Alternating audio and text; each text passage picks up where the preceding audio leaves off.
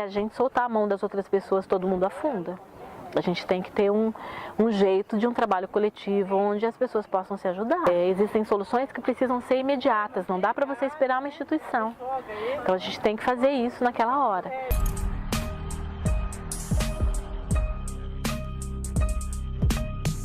Toda pessoa pobre que tem alguém com alguma questão psicológica grave ou psiquiatra na família, ela vai para o fundo de vila porque é o lugar onde ela consegue sobreviver. E eles ficam soltos.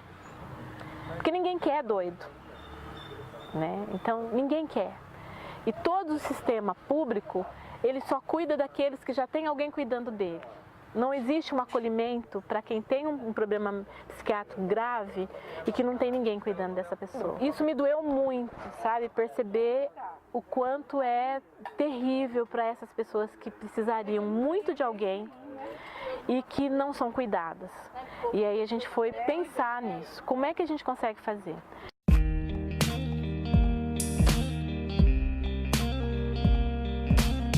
Há 10 anos nós criamos um coletivo que chama Mocambo, APN, Nzinga Afro Brasil, Arte, Educação, Cultura. O primeiro momento do Mocambo era para gerar renda para essas famílias e essas lá do Cambuci, porque a gente viu e identificou já naquela época que muitas mulheres não conseguiam trabalhar fora por conta das crianças pequenas. Ou era a avó, era a mãe, era uma tia, alguém tinha que ficar para cuidar das crianças, até porque a função pública da creche, por exemplo, ela não consegue atender o tempo inteiro as pessoas, né? E aí eu fui pensar na geração de renda, fiz uma pesquisa, eu falei, artesanato é uma coisa legal porque dá para fazer em qualquer momento, com uma cesta pequena de produtos, você consegue. E a partir daí eu comecei a pensar, como é que a gente dá conta, então, de fazer uma organização social onde as pessoas aprendam umas a cuidar das outras. Porque já que a gente não consegue cuidar de todo mundo, mas a gente pode ensinar as outras pessoas a cuidarem umas das outras. E aí a gente começou a pensar em como organizar esses processos formativos, de como pensar em processos coletivos de cuidados, né?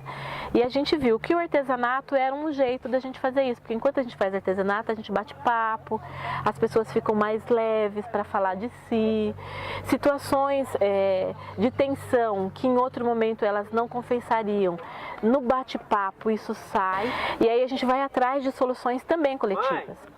Já que a gente não consegue só resolver todas as questões, porque são questões às vezes de uma profundidade, de uma gravidade, que só uma mudança social consegue promover a cura. E foi aí que a gente encontrou na psicologia afrocentrada, na psicologia africana, as bases desse conhecimento, que é um conhecimento de cura coletiva. Mesmo eu tendo feito a opção de dedicar o meu conhecimento, inclusive acadêmico, para as causas sociais. Existem demandas que eu não consigo trocar, existem demandas que eu tenho que ter um mínimo de recurso para poder gerenciar, inclusive os projetos e as propostas, né, que a gente faz.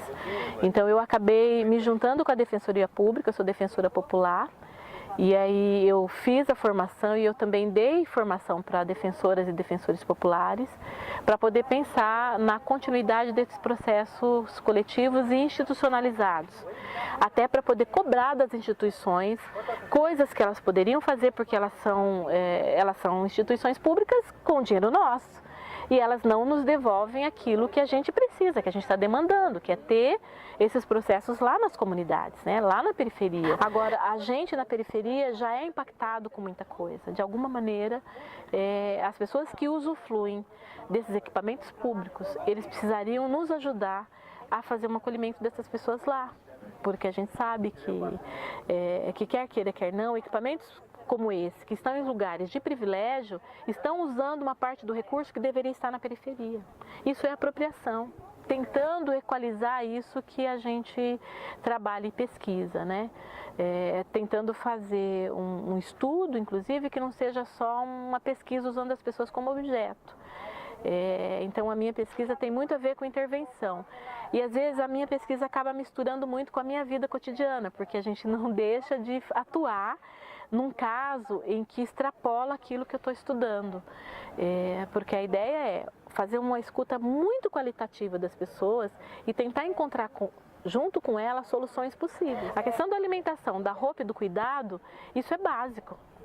Então isso a gente consegue organizar. Tanto é que o Mocambo também é um centro de recolhimento de roupas usadas, de classificação de calçados.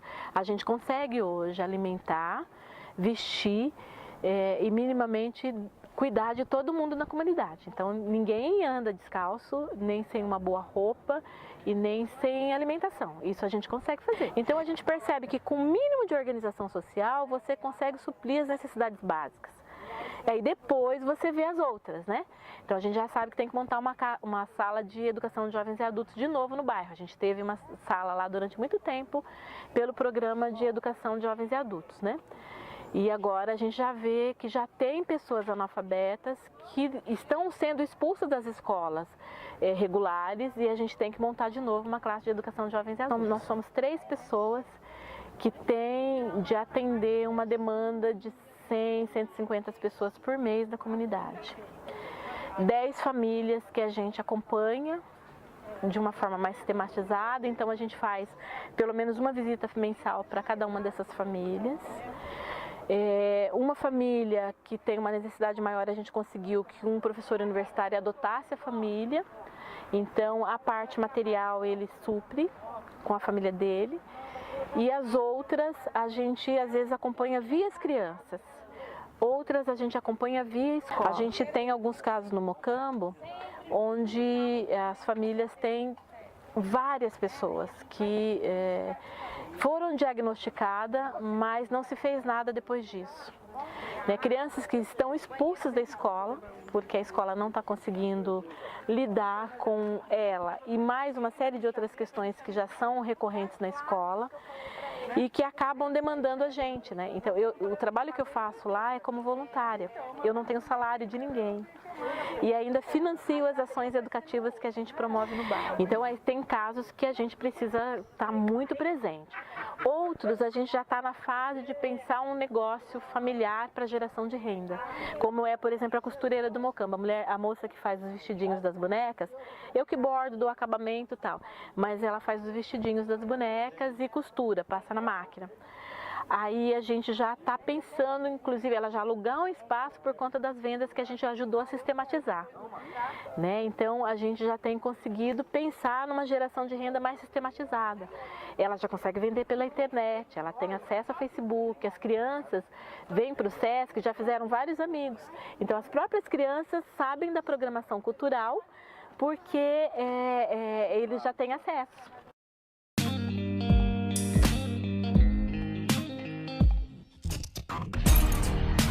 A gente vive em sociedade, a gente fez uma escolha humana de ser um ser social. Então, se a gente fez essa escolha, você precisa batalhar para que essa escolha permaneça.